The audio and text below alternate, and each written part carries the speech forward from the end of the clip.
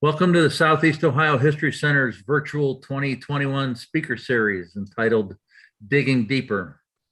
Our 2021 speaker series is sponsored by Envisage Wealth. My name is Tom O'Grady. We're happy to have you tuning in to this evening's talk. There is a lot of history in these here hills where Ohio began, and the deeper we dig, the more history we uncovered, as we will hear from tonight's speaker. Tonight's talk will also be available afterwards on YouTube. Just a couple housekeeping announcements about upcoming events before I introduce our speaker. Some upcoming events are Family Fun Day at the History Center is Saturday, October 30th. Pumpkins will be involved with this fun business. The following Friday evening, November 5th, is our annual, except for 2020, organ concert and silent film event. World-renowned organist Dennis James is back from playing the organs in the great cathedrals of Europe and will be at the History Center to play the great organ here in accompaniment of the 1922 silent vampire film Nosferatu. Later this fall, we will have an opening for the photo exhibit of the work of local photographer Brian Blauser, who has been photo documenting this region of Ohio for over a half century. With our speaker series, Digging Deeper, we will have Ohio University geographer and author Jeff Buckley discussing coal mining and culture in the region. The date of that event is to be determined. Watch for it on Facebook and on the Southeast Ohio History Center website. Digging deeper is what our speakers do, metaphorically, as they dig into the literature, libraries, newspapers, etc., to reveal what they can find about our past. Tonight's speaker does that, and he probably does more real digging and probing into the earth to see what it reveals about our past. Tonight's Digging Deeper speaker is Jarrod Burks. Dr. Jarrod Burks specializes in geophysically detecting the unseen archaeological record that surrounds us. He works for Ohio Valley Archaeology Incorporated, an archaeology firm in Columbus, Ohio. And he also is president of Heartland Earthworks Conservancy, an organization that works to study and save Ohio's earthworks. Jarrod's day job takes him all over the country and beyond to survey archaeological sites, cemeteries, and even look for lost World War II soldiers. Back home, Jarrod fell in love with Ohio's woodland period mounds and earthwork sites more than 25 years ago when he moved to Columbus to pursue his doctorate in Hopewell settlement research at Ohio State University.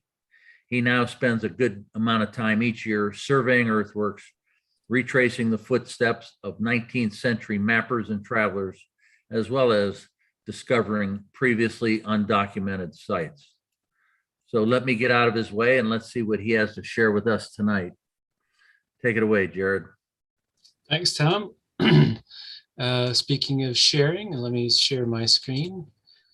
And hopefully you guys can see that. Does that look good, Tom? That looks very good. Thank you.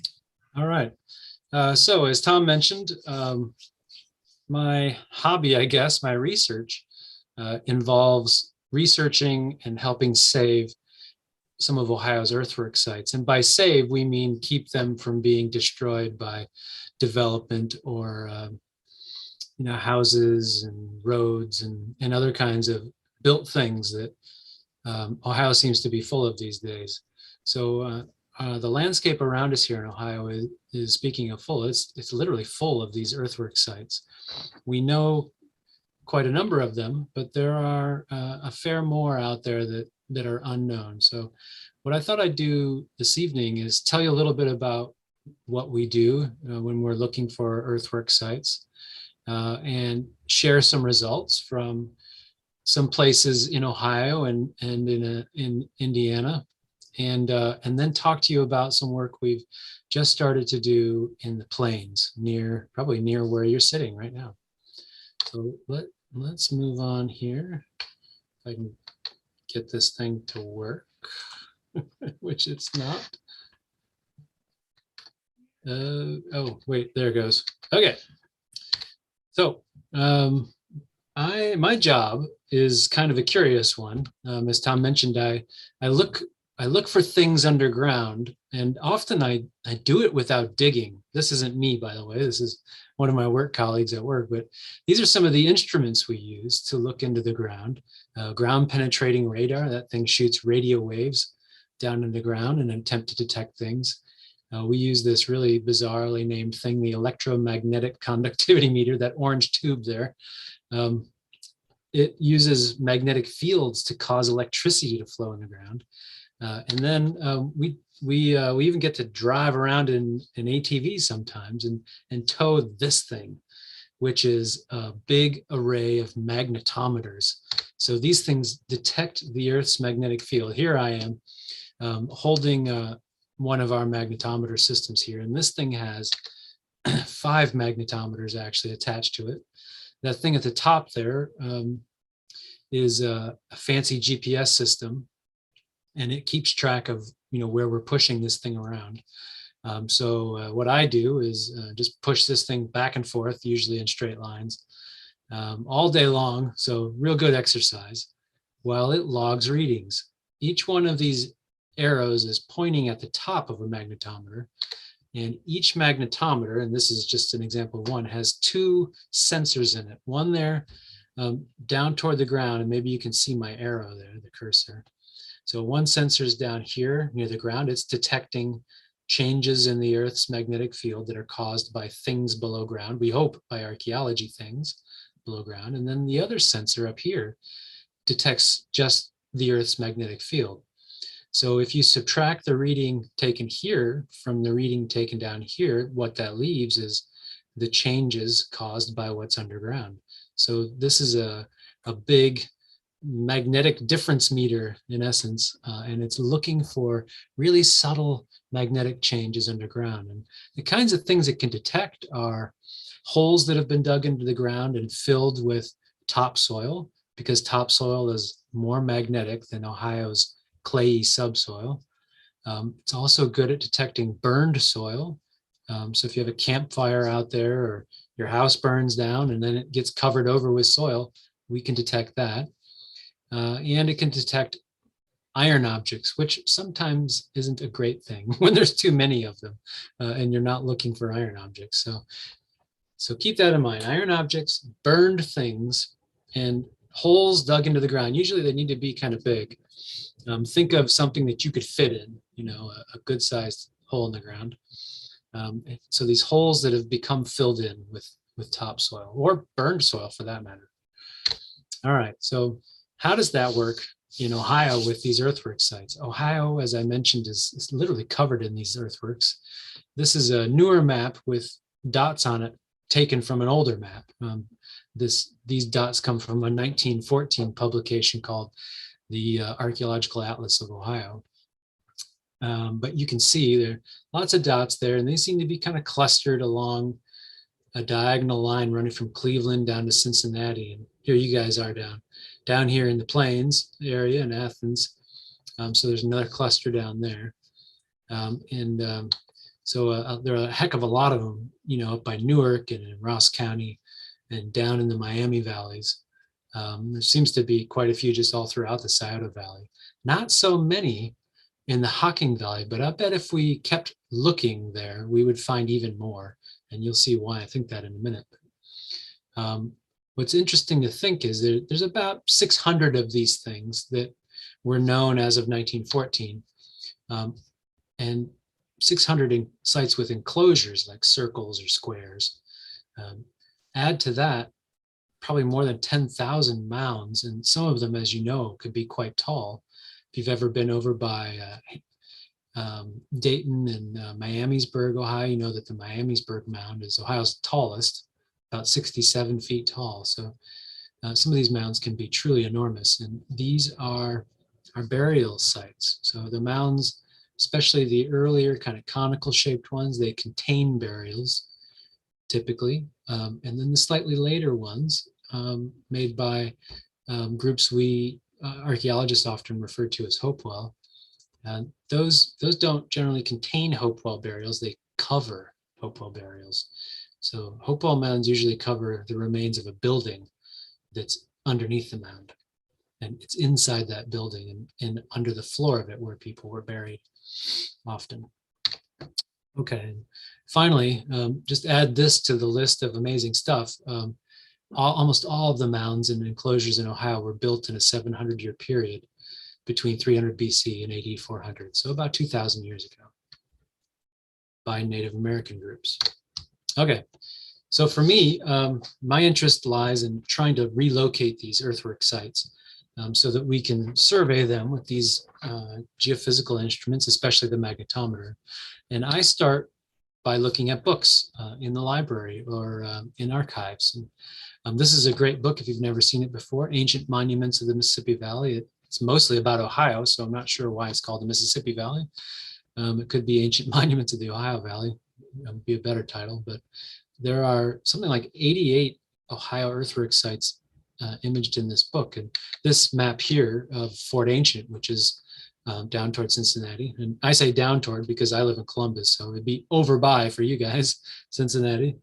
This is typical for these maps. You can see maybe, if you can see my cursor, the arrow here, this weird snaky line here, that is an embankment wall that in some places is 20 feet tall. And it snakes around here for 3 miles, enclosing these sort of mesa-like landforms overlooking the Little Miami River. So a truly massive place. Nice map of it here in this book. I also look at old aerial photographs, and Ohio has lots and lots of old aerial photographs. Starting in the 1930s, the United States Department of Agriculture took photos of the entire state, almost one time a decade. So we can see them in the 30s and in the 50s and in the 60s and 70s and so on. There are also individuals who flew around taking photographs pretty early on. This is one of the earlier ones, Dash Reeves. He took lots of photos of the more famous Squire and Davis sites, from that book I just showed you a picture of. This is Newark, obviously. Here's another smaller one in Ross County there, west of Chillicothe, Bourneville. And here's a kind of a famous one there at Chillicothe that's now part of a national park called the Hopeton Works. And I think you can see maybe that there's a nice circle here with a kind of a square shaped thing off the bottom of it. So it's hard in these photographs to tell just how big of a space you're looking at, but this circle is over 1,000 feet across. So very big embankment of soil heaped up about 1,800 years ago on this spot. We also, so those were the Dash Reeves photos, but we've also been combing through these USDA area photographs, looking for ones that have never been recorded before. So oddly enough, no one has done this up until recently, and all kinds of new ones that had yet to be recorded have been found. So here's one, really obviously something that does not look natural. It's a kind of a little square with rounded corners. We sometimes jokingly call these squircles, but they're very, very distinctive and diagnostic shape. This gap here, so the dark part here is the ditch that's become filled in, and the lighter part is an embankment that's probably been plowed down a little bit. And then this is the entranceway right here, or something we often call the gateway. So this is how people would have entered this little tiny enclosure. I think this thing is about 50 feet across. It's not very big. But today, this is where it would be if you went out looking for it. It's in this person's backyard. So you can't see it on the surface today, but the remains of it most certainly are there still underground. So this term destroyed, I often hear people use in referring to many of Ohio's earthwork sites. And, I suppose parts of this thing have been destroyed, but there's a lot of it, the whole foundation of it is still there underground to be found. So that's the kind of thing, we're out there looking for. And someday I'm going to go knock on this guy's front door and say, hey, would you mind if I run my magnetometer in the backyard? If you want, I'll mow your grass too. We'll see. Sometimes that doesn't work though. Here's another example of one in an old aerial photograph from 1951. And you can see this one is a circle, nice circular earthwork there with a gateway right there. And in this case, we tried to figure out where this one was, and it ended up already being protected just accidentally in a metro park in Columbus.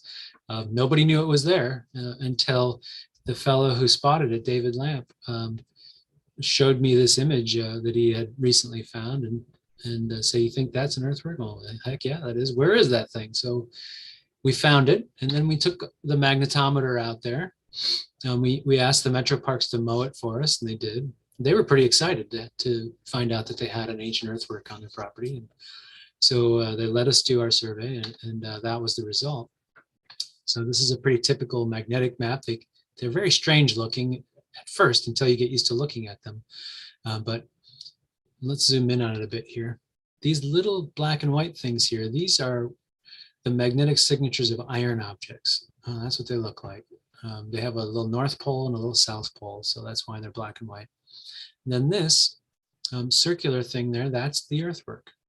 And what you're seeing is the ditch that's become filled in, so it's more magnetic. And the gap over here, that's the gateway for entering it. So shows up quite well, even with all of this stuff kind of on top of it. Here's another example. This one was spotted by another friend of mine, Harry Campbell. He liked to comb through Google Earth and look for earthwork sites. And this is 2012, and that year was pretty good for finding earthworks. Can you see the one there in that image? It's a little tricky to spot. It's in there, and I'll turn up the contrast a bit for you. And now maybe you can see it, that circular thing right there. That is perfectly circular, which is pretty unusual to find that in nature. So we figured that might be an earthwork. So we went out with the magnetometer. Sure enough, it is an earthwork. Zoom in on that and see what we've detected. So the dark bit there is the ditch. It is nearly 300 feet in diameter, so a rather large earthwork. This gap here is a gateway. And we're not sure about this gap. Pretty sure that's as built. It was intentional. This is one of the rare occurrences where you have such a wide gap in an otherwise perfectly geometric shape. So that's kind of a unique thing, but maybe you've spotted this thing in the middle here. This is pretty common too, especially these larger enclosures. They often had mounds in the middle of them, and the mounds covered the foundations of buildings that were once standing there in the middle of the enclosure. And it's inside those buildings, and probably these are some of the things that are left there underground. It's inside these buildings where people were cremated and ceremonies took place, and the remains were buried under the floors. So these are mortuary sites for sure, but they also were public gathering places, and other kinds of civic ceremonial events no doubt happened at these. People didn't live at the earthwork sites. They came to them at certain times of the year to participate in these ceremonies and these gatherings, and then they went home. And part of the reason we know that is that there just is almost no everyday refuse at these places, but there's lots and lots of everyday refuse at their settlements. So that's one of the main things, one of the main lines of evidence we use to say that these aren't places where people live. We also don't generally find houses, everyday kinds of houses at these sites. So these ditches these ditches are usually accompanied by embankment walls. The embankment walls aren't the foundations of houses. Here's another one that was spotted in an aerial photograph. This one's really subtle, huh? You can barely see this. There's some kind of vegetation growing there in the background and some other really major looking circular things. This is an irrigation device here that's on a pivot, so it just swings back and forth, laying down water. So the grass gets greener on that side, and it's not so green on this side. But this thing kind of stood out to Harry when he spotted this. This is in Pickaway County, and we went out and did a magnetic survey, and yeah, he did it again. He found another one that was previously undocumented. Very easy to see this one, huh? That's the ditch filled with some magnetic sediment, probably topsoil.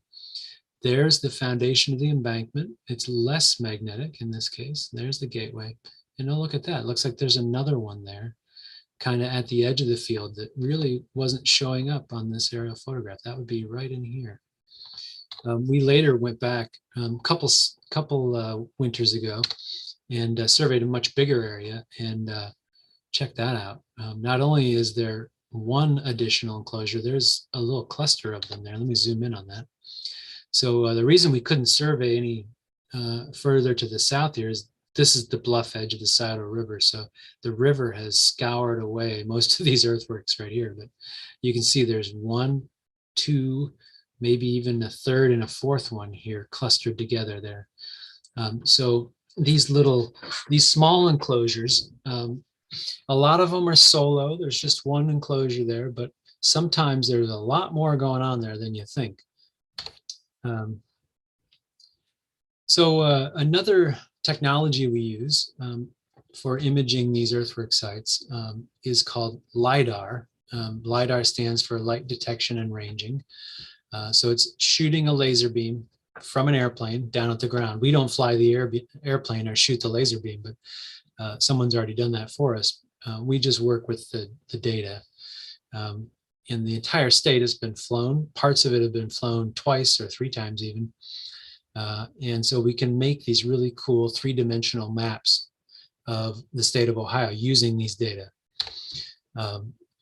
Anything below the plane will show up, will cause a reflection in these laser beams. So if you were standing there when the laser beam, when the plane flew by, you would show up in these data too.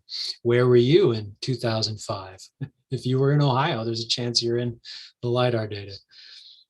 So we're not so interested in you, at least as far as making maps goes, or the trees or the tops of houses. So we use software. Actually, the engineers who collected the data have used software to filter out the trees and the houses and such. This allows you to make maps of just the ground, essentially. So here's a really famous place in Ohio I like to show as an example, only because it's really tricky to see it from above in an aerial photograph because it's fairly small and it's mostly covered in trees.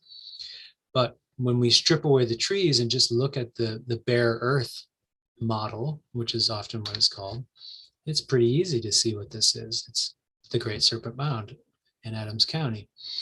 And it's sitting on this little promontory with a nice bluff there overlooking Brush Creek. So this LiDAR stuff's pretty powerful. It's a really great way to be an armchair archaeologist and just sit there in your pajamas, and surf around looking for really amazing things.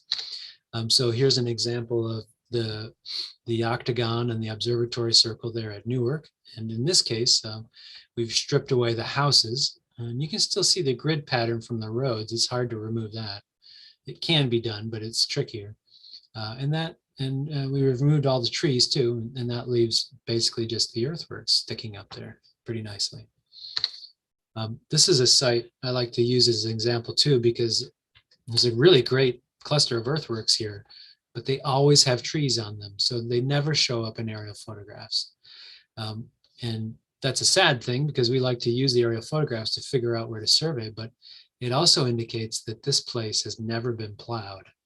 So the earthworks are in really good shape. So let's just look at these Google Earth images here. This is 2013. And you'll see my point that, sometimes because of the trees, the aerial photographs just aren't very useful. Here it is in 2004, same trees. Here it is in 1994, same trees. They're really big trees now. And we never can really get a good look at this place, but in the LiDAR data, whoa, it jumps right out at you. You can see that this is two of those squircle shapes. One is kind of square with rounded corners. The other is a little bit more rectangular, but you can see the nice ditch there to the inside and some very distinctive embankments going around to the outside. Here's the gateway on this one. This one's gateway looks like it's kind of been erased, and we actually went over here and visited the site and asked, what happened here. And in the 1960s, somebody took a bulldozer to this because this thing was always full of water and they wanted the water to drain out. It's a sad, sad thing that was the only reason they did it, but that was it. Anyhow, LiDAR data really good for imaging earthworks. Even kind of subtle ones can show up pretty well. Another thing we've been using, another high-tech tool, is is drones, actually. Drones are fun to fly. They're also useful for taking nifty photographs from unusual aerial angles, but we can also use them to make topographic maps. So what we do is we fly over sites back and forth while looking straight down with the camera and take lots and lots of overlapping photographs. These are pulled into some software, and using a process called photogrammetry, you can take photographs and turn them into three-dimensional objects or surfaces. So this is a site in Pickaway County called the Snake Den site. It has 3 mounds, and this is kind of a rough sketch map made in the late 1800s. So 1, 2, 3 mounds. Here's one of them right here. That's Mound D. And then a circular or some kind of enclosure off the end of Mound D. It'd be out here where these people are. So we were interested in seeing if we could use photogrammetry to map the mounds, and they're here in the trees. So it's like, I mean, the thing you want to map has to be visible in the photographs. And at this point in the year, definitely not visible. So we waited until winter when the leaves had fallen, and then we flew over and took our photographs, lots and lots of them. And there's the mound right there. And then we built the 3D model of that area. So now we're looking down from above, and those trees, here's that Mound D right there. Those trees are all in here. So then I spent several hours going through and virtually chopping, like Paul Bunyan, all these trees down on the computer so that they weren't in the model anymore. And now we have a really nice map, 3D map of the landscape without the trees. And the mounds show up really nicely. You can see they do have little divots in the tops of them from people digging into them, probably way in the past, about 100 years ago. And maybe you'd noticed this kind of larger thing that seems to be encircling the mounds. And this is a ditch that has an embankment with it. It wasn't noticed until we started working here in 2007. So even at sites that are kind of famous, Snake Den is fairly famous. We've been finding new things that people probably have been walking over and didn't even know it, that this stuff was there. So I think part of the reason for that is these places are so big that you really just can't see all the stuff that's there necessarily. And some of it's below ground. So let me show you one more example before we jump to the plains, because this example resonates really well with what we're going to see at the plains, I think. It's called the Birch Site. It's in Indiana. So it's a little bit outside Ohio, obviously, but it's on a stream, the Whitewater River, that kind of flows into Ohio. So the landscape is a familiar one, sort of flat and undulating, left behind by the glaciers. And in the 1800s, this site was also mapped like many of the sites in Ohio. And at that time, they thought they could see these two kind of circular enclosures. There was a ditch with an embankment around it. So maybe you're kind of catching that's a real common pattern, a ditch with an embankment around it. Lots and lots of these earthworks. So maybe you can spot those two enclosures in this field here. We waited until late in the day to take this photo with the drone because there's some real subtle topography out there that shows you where these two enclosures are. They're right there. So they're pretty big. And this is how the map goes on the ground out there. We had the chance this last winter to survey this place. And part of our interest was because of just how much stuff is out there. You can probably see in this 1936 photo the two enclosures that were mapped in the 1800s. They're the big enclosures right there. You can see one of them really isn't a circle. It looks like it's kind of a composite creature here with maybe 2 lobes. And there's the gateway right there. Here's this circle with its gateway. Did you spot the other stuff in this photo? This thing looks like it has chicken pox. There's so many other little spots on here. These look like they might be other enclosures. And in fact, in the 1990s, some archaeologists used this aerial photograph to make this map. I think there might be 18 enclosures here. And you can see there's the big circle and this other composite enclosure here. this is a lot of enclosures. We don't often find this many at sites in the Ohio Valley. So that's a pretty big deal. This is an important site for sure. So a few years back, a colleague of mine, Jamie Davis, and I were looking at aerial photos of this place, and Jamie found this photograph from 2012 that showed the big enclosures there. You know, they're kind of subtle, actually, not the greatest, but boy, it really showed off these enclosures over here. Check that out. Let's zoom in on that. Very clear, very easy to see. They look like that weird shape, that square with a rounded corner, the squircle shape. And in some of them, you can even see where the gateway is. And it looks like the gateways are pointing toward that kind of bigger circle there off to the west. This one even looks like it might be a circle too, a small circle. So that was encouraging that we could find new things or really crisp evidence of some of these sort of fuzzy splotches from the 1936 aerials. So we looked and looked and looked at all of the aerial photographs we could find at that time, and this was the map we came up with. And obviously, this is the big circle. This is that kind of composite enclosure, and then here are some of those other smaller ones, and we even were able to find others kind of scattered around in here. And maybe you've noticed that, hey, wait a minute, these look like they're arranged in a circular pattern, maybe. That's what really caught our attention and got me to thinking I need to get out there and do a magnetic survey. And we targeted this area here. We managed to get access to that part of the site. And snuck out there. We had permission, but normally farmers don't like you surveying while the crops are growing. But we managed to get access here. The property was for sale and it was kind of transitioning from one landowner to another. And they let us out there to run the machine. I walked very carefully, trying not to step on the beams. And that's the result we got. Let me zoom in on it for you. Maybe you can see, sure enough, there are two more of those little squircles there that the magnetometer has detected, and lots of iron objects all over the place, as usual. Farmsteads are just surrounded by gobs and gobs of metal in the ground for some reason. But we can see the earthworks peeking through there. So that was encouraging. So we published this map in this book here talked about some other Indiana earthworks, but there's our map, what we thought was going on there. And you'll notice it wasn't a complete circular arrangement. We were missing a couple right here. And that always bugged me because I figured, you know, there probably are two there. We just can't see them in any of the aerial photographs. And another interesting element was this larger circular arrangement is quite large. It's 885 feet across, which is just about the size of the really big circular enclosures in Ohio.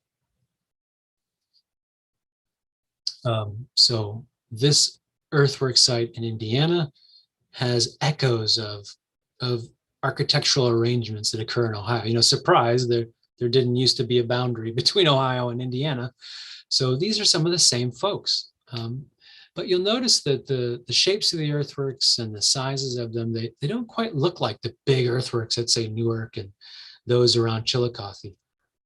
They actually kind of look a little bit more like the stuff in the plains that we're going to look at in a few minutes here. So that's interesting. Well, because of those two missing enclosures there on the southwest edge, I went back more recently and compiled all the photographs I could find. It's something like 27 of them, put them all together, and then went about interpreting them all, you know, trying to pick out all the little enclosures. And that's the map I came up with in the end. I actually found a more recent aerial photograph that showed this enclosure pretty clearly. And then I thought maybe there might be another one right there. So in fact, it does look like it goes all the way around. And these up here, I mean, I was thinking at the time, oh, that almost looks like another one. I really got to get out there and do some magnetic survey. As luck would have it, we got access last winter, and we got to do some survey work. The challenge with surveying sites like this, though, is they're big, and Jarrod is pushing the magnetometer, so it takes quite a while to do it. This took 10 trips throughout the course of the winter. And we would go one day on the weekend, usually a Sunday. And in this case, each trip took 2 hours to get there and 2 hours to get back. So it's like a heck of a lot of driving. And we're just doing this all on our own dime as kind of our private research. We're researching these sites, and we're also trying to raise awareness about them. So it's kind of what we do. I don't collect baseball cards or old cars. I collect magnetic data. So I think of it as fun. It is kind of fun. It's good exercise too. And I often take volunteers with me, so we get to go out and brave the elements in the winter, and it's kind of fun standing around out in a field when it's 20 degrees with the snow blowing in your face. Anyhow, the results are quite amazing. So this is what it looked like when we started in the fall. There's the vehicle we drive around there, the Archeo van for scale. And there's the property we spent all winter surveying. So I thought I might start in like the meat of the site, just so that first day I would have a good return and I'd want to keep coming back to do more, because it's actually quite a lot of work to collect these data. It doesn't look like a very big area, but that's quite a lot of survey right there. So let's see what I found on day one. So the stuff over here on the right is what we collected previously. And then this is all the new stuff we got on day one this winter. And we're going to compare it to our maps that we generated from the aerial photographs. And right away, you can see there's a pretty good match. This thing looks like it's 2 circles stuck together. That matches the aerial photograph pretty well. So yay. This little thing here, it's kind of hard to tell what it was in the aerial photos. And originally we had thought it might be one of these little squircles, but in fact, hey, look, it's a circle. So you can't always trust what you see in the aerial photographs, because sometimes it's just not quite good enough. And in fact, I think what's happened over the last 200 years as people have made maps of these sites is they really didn't know about this squircle thing. So anything that looked vaguely circular became a circle on these maps. And if you leaf through some of these old books, you'll see only like 1 squircle, when in fact there are lots more of them. In fact, this site is almost all squircles. So we've got this circle here. We also realized early on here on day one that it's looking like a lot of these enclosures in this circular arrangement have gateways that point toward the middle of this circular arrangement. So, what's going on right there in the data? We were pretty eager to find out what was happening there.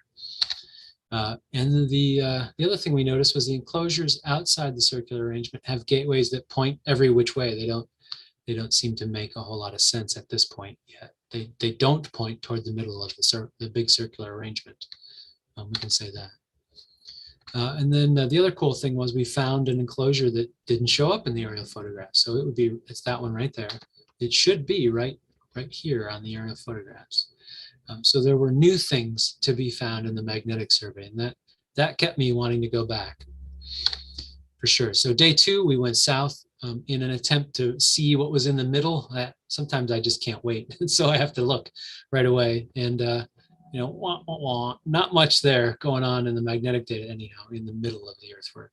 There probably is stuff there underground. It just didn't show up magnetically. You'll notice there are a number of these weird little black and white things in the magnetic data. These are lightning strikes. And we're going to see some other ones here in a minute that are bigger. But they're kind of spread all over the place. Which makes sense because the Midwest gets lots of thunderstorms with lightning, and some of that stuff causes current to flow underground, and that strong current flowing in the ground creates a really strong magnetic field that permanently magnetizes the ground, and we can detect that. So day 2, we noticed that little circle over here from the aerial photograph is in fact directly across from the big circle. They have gateways that face one another, so that's undoubtedly has some sort of meaning to it. And we also found 2 enclosures opposite one another on the circular arrangement that have gateways that point somewhere else, not toward the middle. They're the only 2 with really distinctive gateways that don't point toward the middle. And they happen to both be pointing kind of in the same the same direction. Day 3, well, we took it south to try to get the rest of the enclosure there. I didn't quite make it all the way on day 3, but I got down to there. And you can see, sure enough, look at that. There is no gap there. There are enclosures there, both squircles. We got a nice lightning strike there that's cutting across these enclosures here.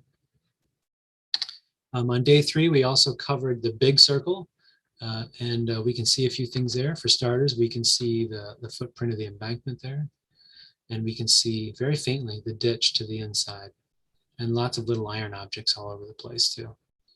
If you look a little closer, maybe you noticed another little circular, very faint circular feature to the inside of the ditch. This, I think, is a circular arrangement of large posts. Could be a trench with posts in it, but a circular arrangement of large posts. And these post circles are really quite common at earthwork sites. I'll bet there were lots of them in the plains too. And so sometimes they show up in the magnetic data, sometimes they don't, because they're quite subtle and faint. But here they are at this site. We also found this little cluster of 4 things that's right at the very back of this enclosure, right opposite the entranceway to this enclosure. So we're always looking kind of in the gateway, outside the gateway, on alignments with the gateway for other features, because these folks were very keen on lining things up with various features, either in the built environment that they've created or out on the landscape somewhere, like a distant hill on the horizon or the maximum northern moon rise in the moon's cycle, 18.6-year cycle. You know, these folks were very good at observing these sorts of things in the landscape, and they would build things that lined up with astronomical events sometimes. Maybe you notice this thing in the middle. This is an excavation from the 1960s.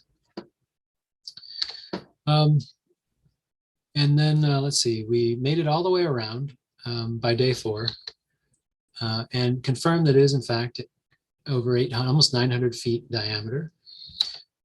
We also found that just about all of the gateways that we could detect point to the inside, which is obviously not a mistake, not an accident.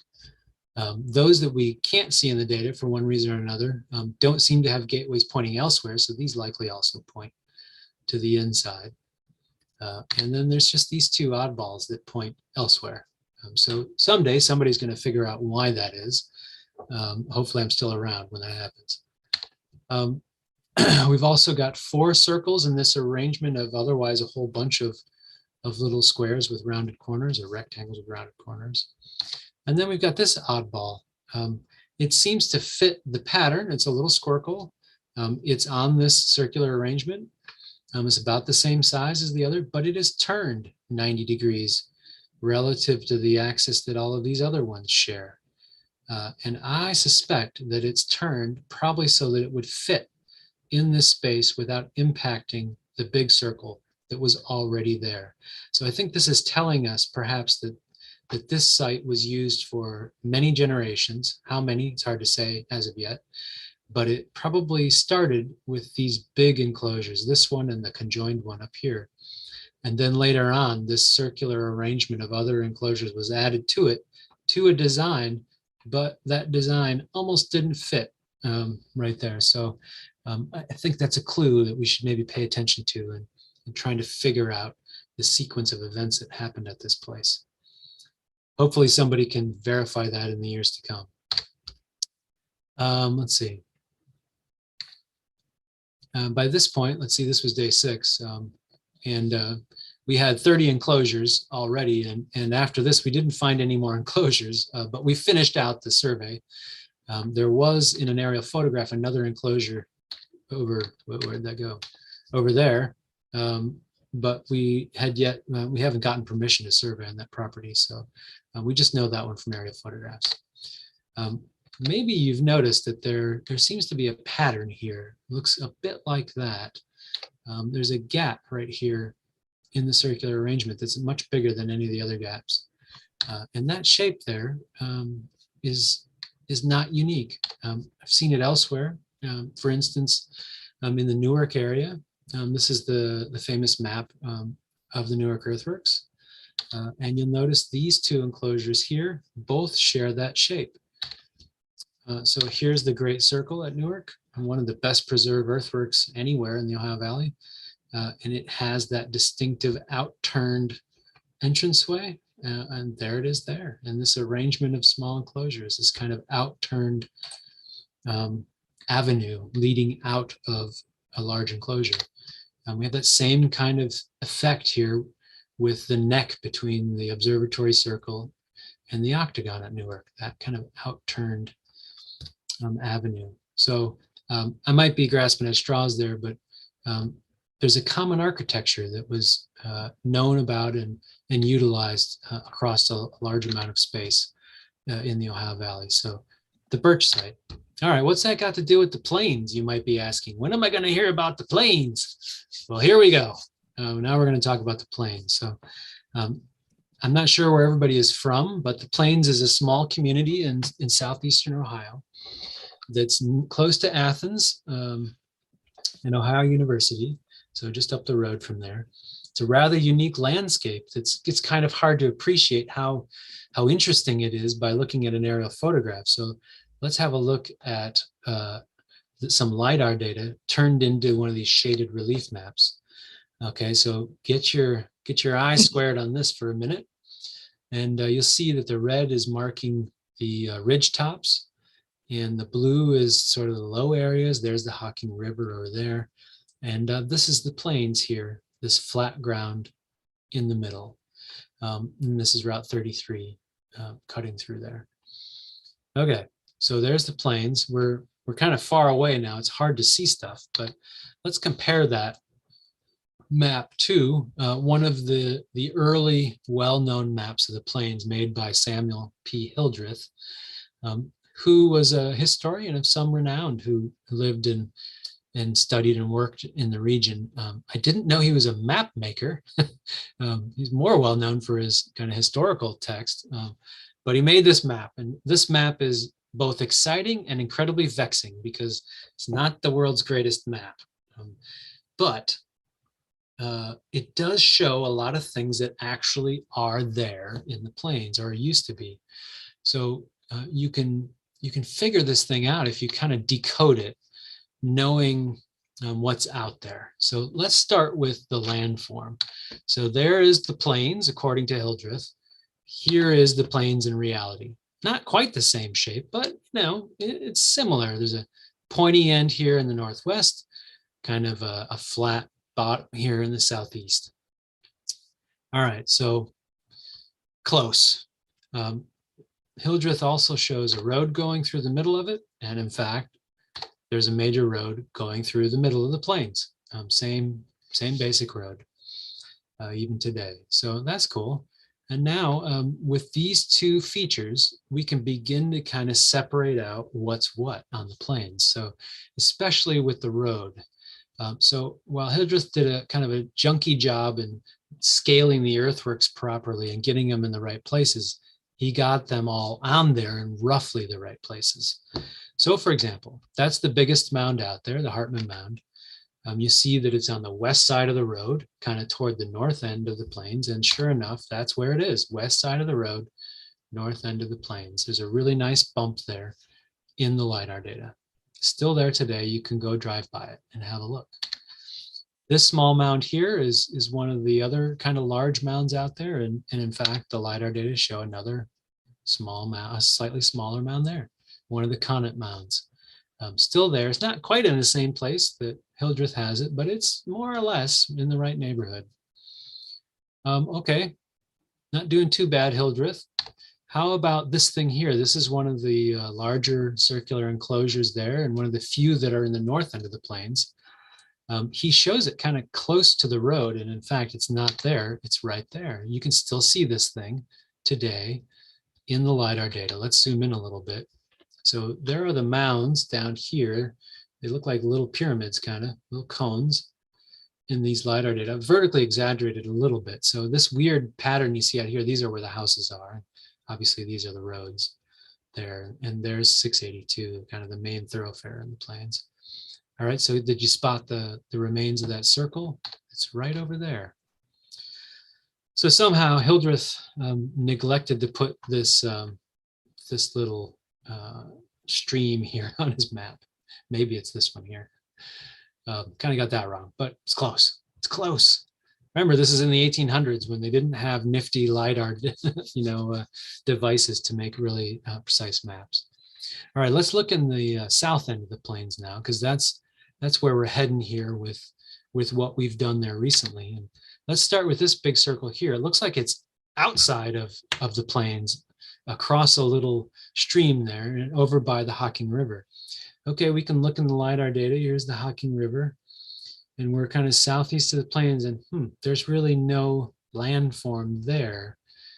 So he kind of got this one in the wrong place. You can see the big range of hills here, and that's these hills here. So that's right, more or less. But if you look close, there's actually a really nice circle that's very well preserved right here. And I'm going to zoom in on that. There it is. This weird lumpy stuff here is some kind of gravel mining or the other kind of digging and mining that happened really painfully close to the earthwork there. But you can see on this earthwork a real nice ditch to the inside and an embankment surrounding the ditch to the outside. And you can even see the gateway coming out of it very clearly. So very nicely preserved circular earthwork there. Not quite where Hildreth had it on his map, but it is outside the plains and close to the river. So he got that part right. Okay, what about the biggest enclosure on his map? Where's that thing? Well, that's one we've never found as of yet. I think it may be destroyed because that's a really busy part of the plains. There are lots of houses and roads and such in there. That ditch could still be preserved beneath the streets and in people's yards, but it would be real tricky to find that thing. It'd take a lot of work. So maybe it's still out there, bits and pieces of it, but mostly kind of gone for all intents and purposes. Well, what about these other ones? There's quite a few more enclosures down there at the southeastern edge. And in fact, there's a fair bit of open ground down here on the southeast end of the plains. And so I've been eyeballing this part of the plains for a long time. And when the LiDAR data came out in 2005, I was like, score. Some of these guys are still down there and they're fairly easy to see. Can you spot them? I mean, once you get an eye for seeing enclosures in LiDAR data, they stick out like a sore thumb, especially these two. This one and that one are really obvious. That one I'll give you is kind of subtle, but those look like really good earthworks to me. And so this is where we spent some time in July running the magnetometer. So this is what that field looks like as of this summer. Nice and green, has hay on it. Here's 682 there for reference, and East 4th Street. So we're looking kind of southeast across this field here. And the earthworks would be out here. There's one there, and another one right there. You can't see them from the air in July. The vegetation just isn't quite right. So we brought the magnetometer out and spent a day or a better part of a day pushing it around. Tom came out for a visit and had a chat with us. And then at the end of the day, we downloaded the data and had a look, see what showed up. And there's the result. Isn't it amazing? It's busy. There's a lot, seems to be a lot going on in there. And at first glance, it's hard to see that we found anything. This weird thing here, all this stuff going on right here, this is an old fence line. It was taken out some years ago, but there's still metal in the ground there, iron, and the machine has detected that pretty readily. These things are lightning strikes, so we've got more of those lightning strike things out here. We seem to find them everywhere in Ohio. But have you spotted the earthworks yet? They're there. They're just a little bit more subtle. There's one right there, a real nice circular one.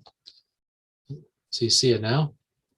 I've burned that yellow shape into your brain now. So now it's easy to see it, but I think we can pretty clearly see a gateway here. And it looks like there's a little thing in the gateway. So that could be a feature that's related to the earthwork. Sometimes there are big posts in the gateway, almost as if there's an actual gate to the gateway or some kind of post marking its location. And something that manages the flow of people in and out of this enclosure. So that makes sense. That's kind of cool. So we got the circle there. Did you spot the other one yet? This one's even more subtle, and it took me a minute. I mean, I knew where the earthwork was that I was surveying over, and so I knew right where to look. And it eventually dawned on me as like, huh, I thought this thing was a circle, but in fact, it's not. There's the enclosure off the end of that arrow, and what shows up most clearly is the gateway. It's right there, and this is the shape that I see there. Aha, that's no circle. Whoops, that is one of these squircles.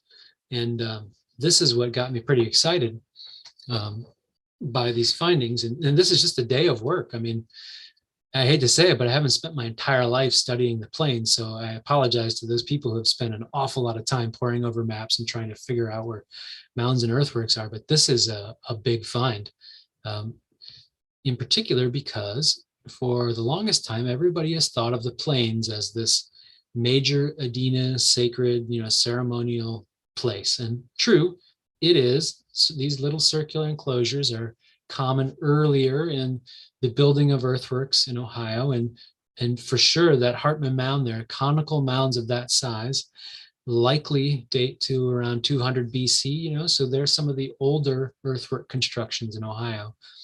And so because there are conical mounds here and there are little circular enclosures, people have just assumed that these are quote unquote Adena constructions, and that this Hopewell thing that took Chillicothe and Newark and other parts of Ohio by storm and seems to have replaced the Adena stuff just didn't happen in the Hocking Valley. There's no evidence of it.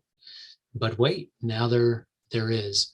These little squares with rounded corners, this is a new thing, an innovation in earthwork construction. I'm not sure why people decided to start squaring off their circles, but it happened. And true squares, they tend to be really big, like 800 feet across, and they're a definite Hopewell thing. They're found at Hopewell Mound Group in Ross County and other Hopewell sites in Ross County especially, but there's one at Newark too. There are some you may recall over at Marietta as well in the Muskingum Valley. So they're around, but they're not really in the Hocking Valley. So here we've got what I think is kind of the beginnings of squareness, if you will, in earthwork construction. And in other places where these things have been excavated and tested, and there aren't that many, I'll grant you, they tend to date to that kind of really early Hopewell times or really late Adena times, so somewhere around 100 to 200 AD. So I think that the plains might be even more interesting than we thought. Surprise, surprise, everybody probably assumed that. But here's some evidence of it.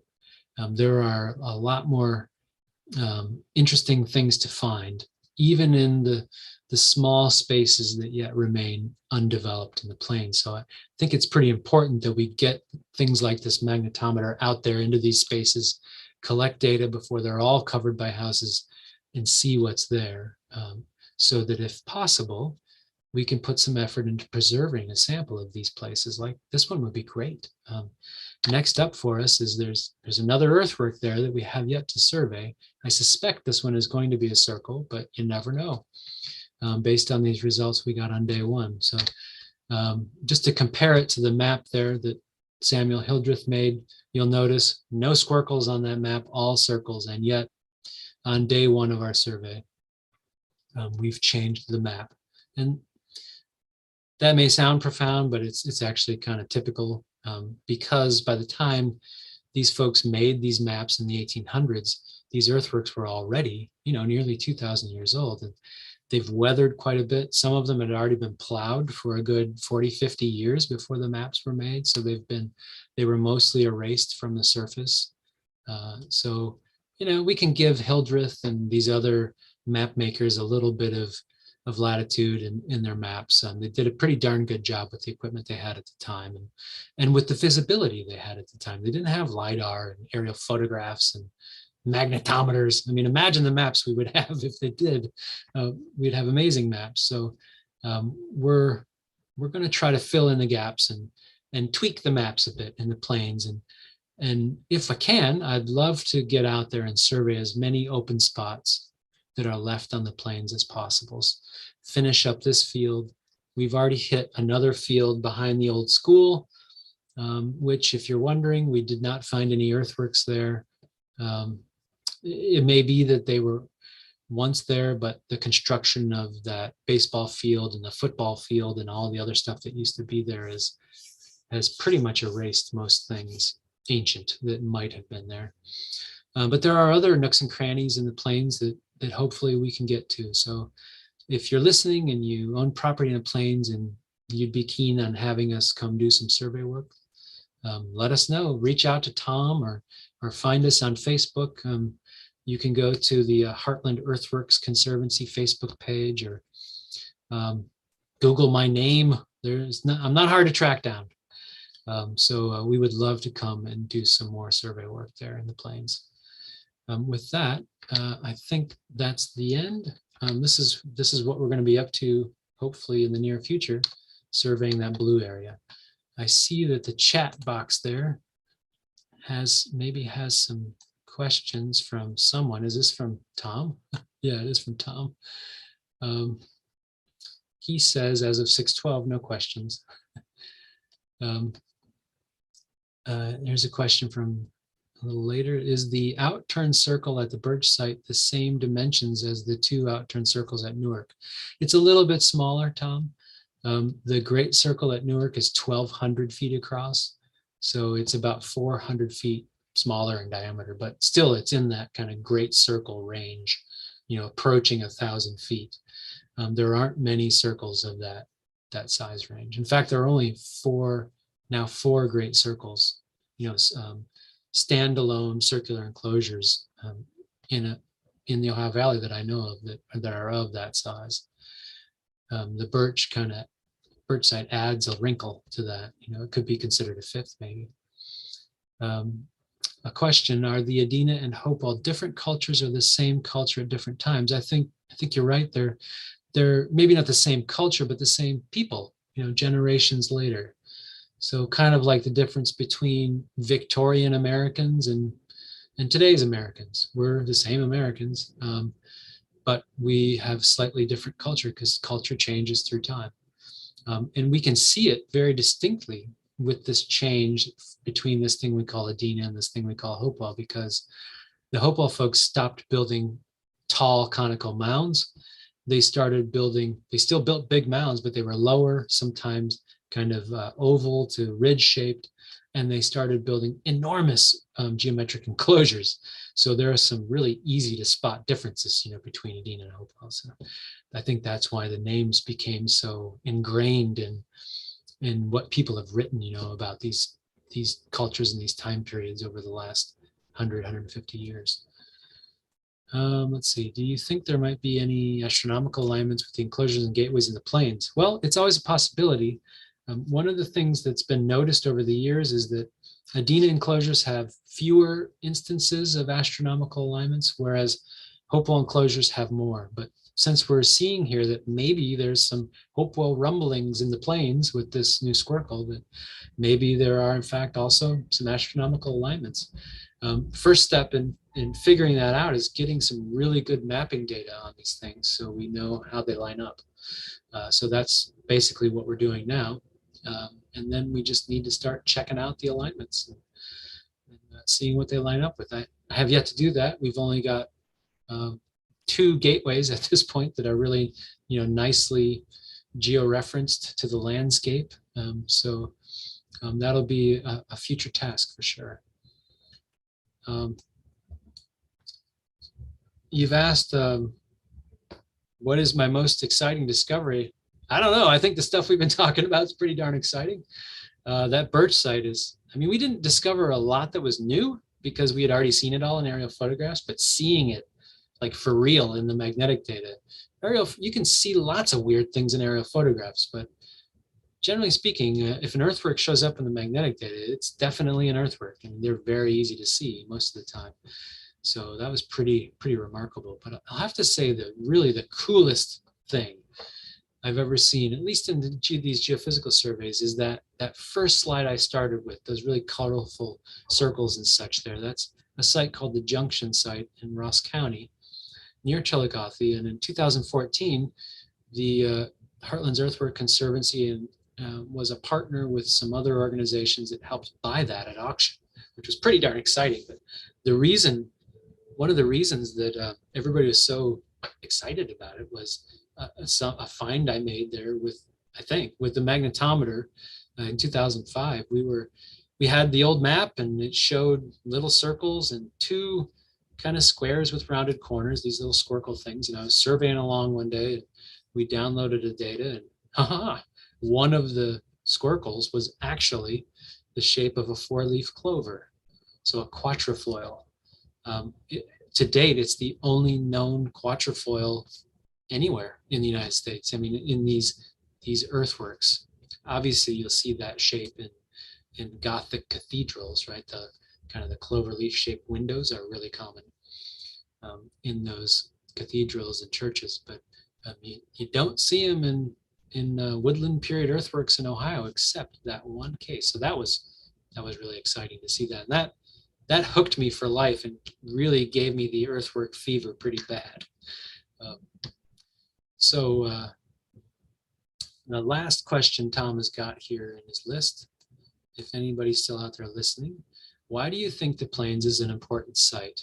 Well, besides the fact that it has earthworks, of course, and I think any site that has earthworks is important, but it is a rather dense concentration of earthworks. And the reason that I spent so much time talking about the Birch site is not only is it cool, but I think that the Plains is a lot like Birch. Now, I'm not saying that there ever was a big circular arrangement of enclosures in the Plains, but I'll bet there were way more enclosures in the Plains than ever made it on the map. Because we're just seeing what was left as of the time Hildreth made his map. There probably were a lot more enclosures out there that became weathered and became invisible by the 1800s. So the Plains is a special place. There aren't very many big flat areas in southeastern Ohio. So, that's one reason perhaps that it became special, but people kept going back there and using it over and over and over. So it was a major sacred center for Native American folks living in this part of Ohio.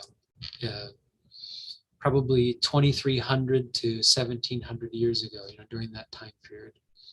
That time period that we often refer to as Adena and Hopewell. We often also call it the early woodland period and the middle woodland period. So, in a big view kind of take on it, it is the spot for being, for ceremonial stuff that involves earthworks in southeastern Ohio. Sure, you've got the Muskingum stuff like Marietta, but that's a Hopewell thing, and the conical mound there, the Conus mound.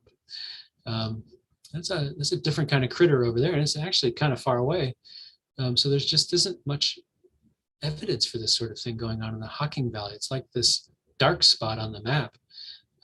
And in fact, I'll bet there are a lot more earthworks in the Hocking Valley than we know about. In fact, there is one up toward Lancaster that's a brand new find that David Lamp spotted in an aerial photograph. So if we could survey all of the farm fields in the Hocking Valley, including all of the plains and stuff, I'll bet we'd find lots and lots more enclosures. So the Plains is one of those places it's got some bits and pieces that are left where we could actually study this kind of unique community of earthwork builders, of Native Americans who put the effort into building these amazing feats of earthen architecture. That's a pretty unique thing. And in fact, it's so unique that you probably heard that there's quite a bit of effort going into getting some of these sites listed on the World Heritage List. That's a big deal. It's very hard to get sites listed on the World Heritage List. And we're talking like the Great Pyramids and Stonehenge. Those are places on the World Heritage List. You don't think of like the Newark Earthworks in the same thought as Stonehenge and the Great Pyramid, but man, the Newark Earthworks are enormous. when you start mapping them and figuring out how big they are an incredible engineering feat right here in our own backyards. And almost equally as impressive as the plains, with all these enclosures and mounds, and a lot of effort went into this place. So if Ohio's efforts to get sites on the World Heritage List comes to fruition, people may be coming to the plains to see what other earthwork sites are all about. You've got that nice Hartman Mountain Preserve there.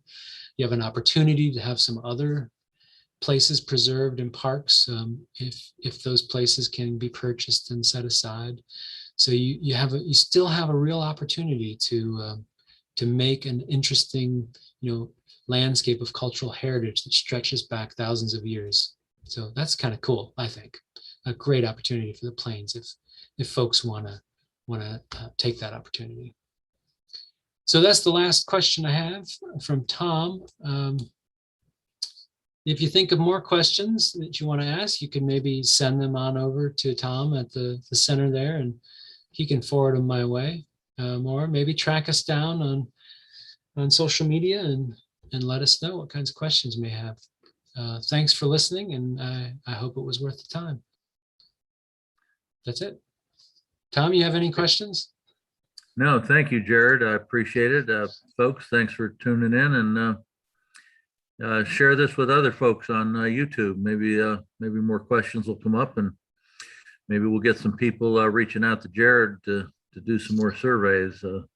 It's exciting to hear that the plains is possibly just an indication that there's a lot more earthworks in this region than we previously thought about.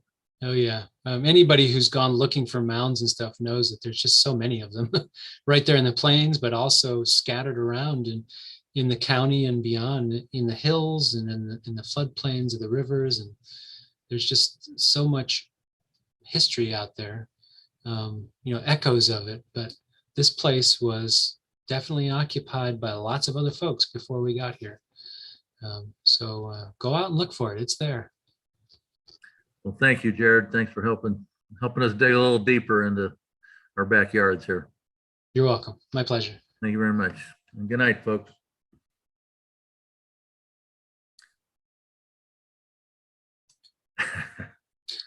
Is it done? I think we're still live. Maybe we're still live. Who knows? That was good. Hey, I had a question. In that Monuments of the Mississippi Valley, there's some pretty interesting structures over in the Miami area. One's called the Gridiron, and I think that might even be made of stone. I'm not sure. There's a couple of them over there that are really unique design patterns. One of them somebody says looks like candelabra. And of course, yeah, that's a Gridiron. They immediately assume that the Jewish folks built that one. Yeah, Israel. I think that site, the Gridiron, or the one you're talking about there, it's in that Ancient Monuments Mississippi Valley book. It was mapped by somebody else, not the same folks that mapped a lot of the earthworks. Davis? No, it was somebody else who contributed the map to them to include in the volume. So it's bizarre, the map. I doubt it looked like that. To me, it looks like it might be some kind of hilltop enclosure like Fort Ancient. There are a lot of them in that region. And so, like you were saying, it might have some stone work there. So I suspect that there was maybe an outer, perimeter wall, kind of like at Fort Ancient. And it could have been largely composed of stone, but probably stone and earth. And then there may have been, obviously, something was going on inside of it that inspired that interesting pattern, the drawing that they have on their map, but I doubt it looked exactly like that. So people often see what they want to see in these old maps and such. So it's hard to keep people from putting forth some rather unusual and even somewhat, I don't want to say racist, but man, these things were built by Native Americans. We've demonstrated that many, many, many, many times. So it's highly, highly, highly unlikely, if not impossible, for them to have been built by people coming over, from the old world. Oh yeah, I think to do that. So. Of course, the Tarleton Cross Mound. Obviously, the Christians must have built that one. because it's cross-shaped, because the Christians are the only people who could have come up with that idea. You see, I mean, I'm not trying to make fun of Christians, but actually that symbol, a cross, is really common cross-culturally. So lots of folks have used that symbol, including Native Americans, and it shows up rather prominently later in time, especially at Mississippian culture sites, especially in the southeastern United States, where it's painted on pottery. You can see that design. So crosses mean different things to different people. So they show up in different cultures. It shouldn't be too much of a surprise. So pretty common kind of thing. There's, yeah. There's one stonework one called on Black Run over in Ross County. That's an interesting structure too, and that looks like it's almost all stone. Are you familiar with that one? Yeah, it kind of looks like a bare footprint, paw print. Something like that. And that looks like it is done by Squire and Davis. It is. It's right next to Spruce Hill, another giant hilltop enclosure that's ringed by stone and a stone embankment. It's the largest hilltop enclosure, in fact, that we know about. Which that one? thing, Spruce Hill or Spruce Hill, yeah. It's now managed by the National Park Service, so it's protected. They don't own it, but they look out for it. but that other one that looks like the bear's paw, is that, can you still see that? No, it's been gone for a long time. And I think the story is that the locals, when they were building barns and houses, in that Good place to get some stones. first generation, yeah, a great place to get some stones. It's not way up on top of the hill. So you can get them right down there where everybody's building their barns and houses. Yeah. So I think it was borrowed. And that happened a lot, as you probably know, like at the Glenford Fort site, just upstream from you guys a little bit. Yeah. Yeah, that one is another hilltop enclosure with some great stone embankments and a big stone mound. And a lot of the stone in the embankments is carted away to be used in building things. So yeah, makes you wonder what it used to look like around here. It does have a really nice geological feature to it. I don't know if they call it a gateway or whatever, but that's dramatic. Yeah, that gap in the bedrock there, it's like how could this not be the entrance to the site? It's so distinctive. Yeah. Very cool. All right, man. Well, good to see you. Thanks a zillion, man. Let me know if you're down here in this neighborhood. Yeah, we will. Do you have plans to do that other part of that field? Yep, you bet.